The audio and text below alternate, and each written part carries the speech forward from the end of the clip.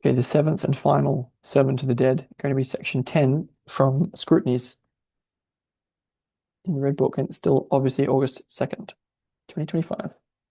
Quote, another day passed, and the seventh night fell, and the dead came again, this time with pitiful gestures, and said, we forgot to mention one thing, that we would like you to teach us about men. And Philemon stopped before me and began to speak. Feb 8, 1916. And this is the seventh sermon to the dead. Man is a gateway through which you pass from the outer world of gods, daemons, and souls into the inner world, out of the greater into the smaller world. Small and inane is man. Already he is behind you, and once again you find yourselves in endless space, in the smaller or inner infinity. At immeasurable distance, a lonely star stands in the zenith. This is the one God of this one man. This is his world, his pleroma, his divinity. In this world, man is Abraxas, the creator and destroyer of his own world.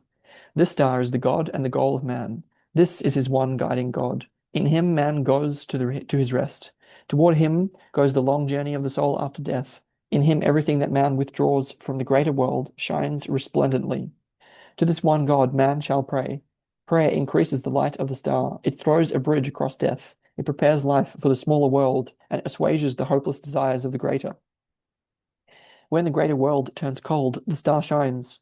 Nothing stands between man and his one God, so long as man can turn away his eyes from the flaming spectacle of Abraxas.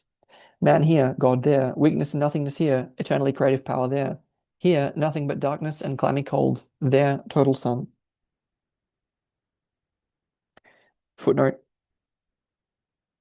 On Feb 29, 1919, Jung wrote a letter to Joan Corey and commented on the sermons, particular reference to the last one. The primordial crater of the world, the blind creative libido, becomes transformed in men through individuation, and out of this process, which is like pregnancy, arises a divine child, a reborn God, no longer dispersed into the millions of creatures, but being one and this individual, and at the same time all individuals, the same in you as in me.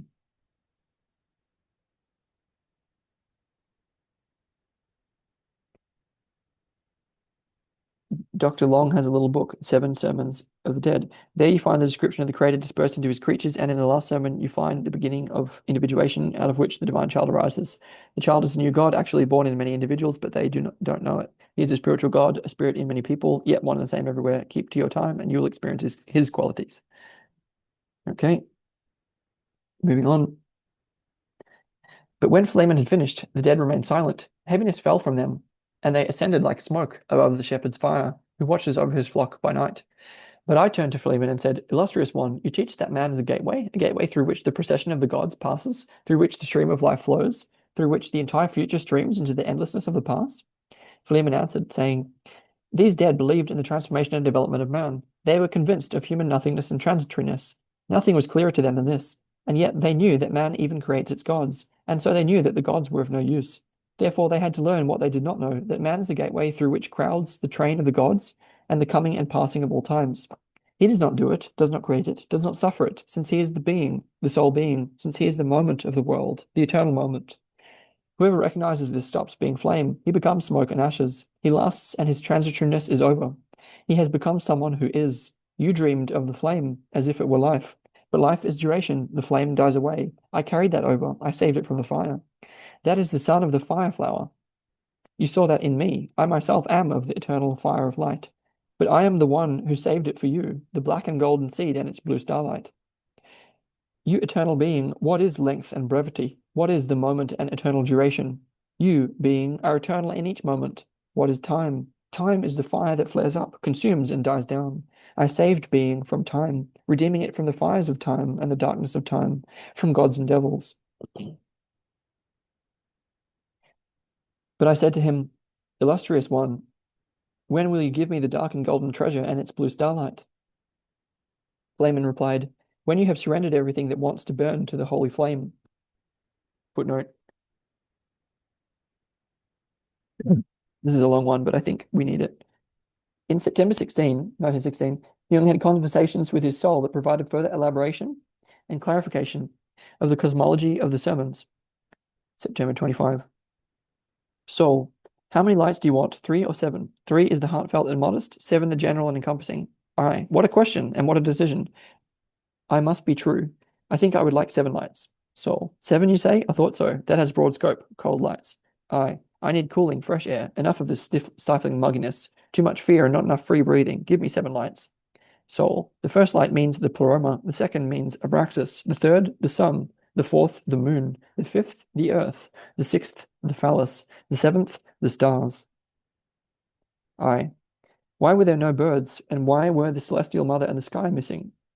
They are all enclosed in the star. As you look at the star, you look through them. They are the bridges to the star. They form the seventh light, the highest, the floating, which rises with flapping wings, released from the embrace of the tree of light, with 6 branches and 1 blossom, in which the god of the star lay slumbering. The 6 lights are single and form a multiplicity. The 1 light is many and forms a unity.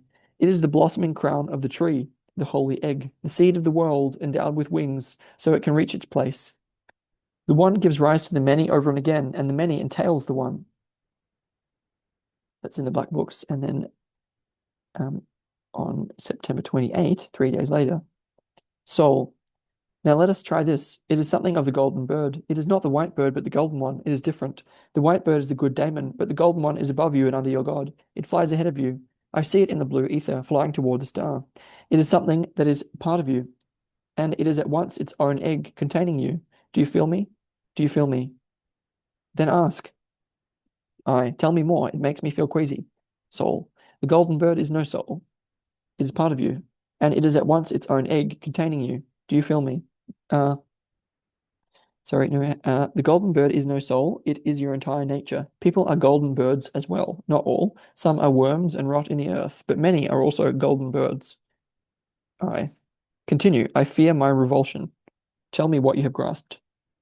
Soul. The golden bird sits in the tree of the 6 lights. The tree grows out of Abraxas' head, but Abraxas grows out of the pleroma. Everything from which the tree grows blossoms as a light, transformed as a womb of the flowering treetop of the golden egg bird. The tree of light is first a plant, which is called an individual. This grows out of Abraxas' head. His thought is one among many. The individual is a mere plant without flowers and fruits, a passageway to the tree of 7 lights. The individual is a precursor of the tree of light. The lucent blossoms from him. Phanes himself, Agni, a new fire, a golden bird. This comes to the tree of 7 lights. This comes after the individual, namely when it has been reunited with the world blossoms from it. Abraxas is the drive individual distinct from him, but the tree of the 7 lights is the symbol of the individual united with Abraxas. This is where Phanes appears, and he, the golden bird, flies ahead. You unite yourself with Abraxas through me. First you give me your heart, and then you live through me. I am the bridge to Abraxas. Thus the tree of light arises in you, and you become the tree of light, and Phanes arises from you. You have anticipated but not understood this. At the time, you had to separate from Abraxas to become individual, opposed to the drive. Now you become one with Abraxas. This happens through me. You cannot do this. Therefore, you must remain with me. Unification with the physical Abraxas occurs through the human female, but that with the spiritual Abraxas occurs through me. That is why you must be with me. Okay.